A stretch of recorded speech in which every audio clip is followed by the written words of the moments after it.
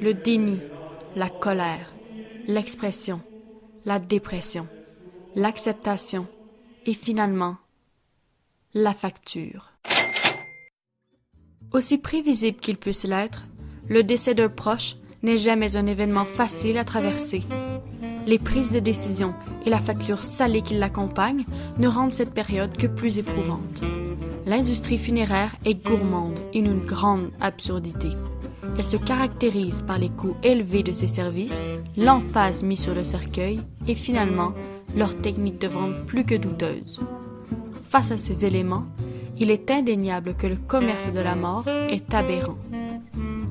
Au total, l'industrie de la mort rapporte près de 12 milliards de dollars par année en Amérique du Nord. D'une part, les salons funéraires sont une industrie comme une autre qui vise à augmenter leurs profits. Ainsi, il n'est pas rare que le coût total des funérailles au Québec s'élève à au moins 6 000 $. Aujourd'hui, 60% des corps sont réduits en cendres. Cette pratique économique fait le bonheur des proches, mais le malheur des grandes entreprises qui voient partir en fumée de nombreuses opportunités monétaires. Plus exactement, 2 200 $, soit le coût total pour la préparation du corps à l'exposition. Pour récupérer ses profits, l'industrie augmente donc ses coûts et ses services.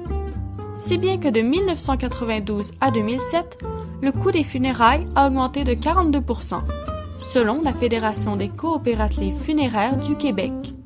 Puis, il est maintenant possible de lâcher des colombes à la cérémonie à raison d'un coût moyen de 200 $. Si les proches décident plutôt une cérémonie avec exposition du corps, ils devront faire un choix parmi une variété de boîtes. Ce qui mène donc à la deuxième absurdité, le cercueil. Il représente généralement la moitié du coût total d'un service funéraire.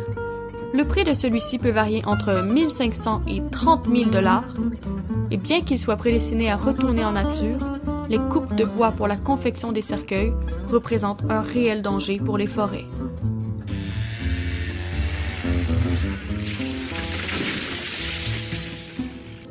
Il existe toutefois une alternative moins chère et plus écologique, le cercueil de carton.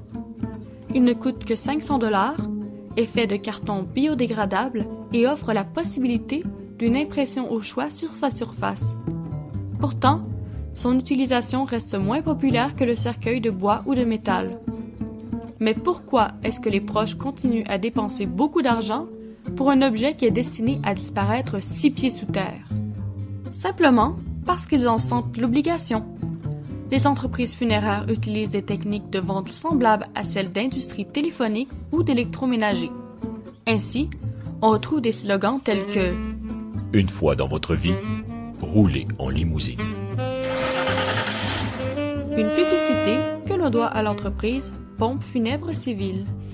Parallèlement à ces moyens de vente efficaces, un autre facteur favorise les dépenses. L'état émotionnel fragile des proches les incite grandement à se laisser convaincre d'acheter plus de services au salon. Généralement, ce seront des services dont ils n'ont pas réellement besoin. Par exemple, des fleurs ou alors un bijou commémoratif. Avec ces deux facteurs, les compagnies arrivent à persuader les gens que leurs dépenses sont essentielles pour honorer leurs proches. On peut donc en conclure que l'industrie funéraire exploite le chagrin pour s'en mettre plein les poches. Avons-nous donc tort de laisser la mort aux marchands de la mort? Pour tout dire, nous sommes présentement dans une quête de nouveaux rites pour souligner la mort. Avec le glissement de la laïcité, le rituel mortuaire mis en place par l'Église lui échappe. Aujourd'hui, le sens de la mort nous appartient. Le moyen de substitution semblait donc évident pour notre société de consommation.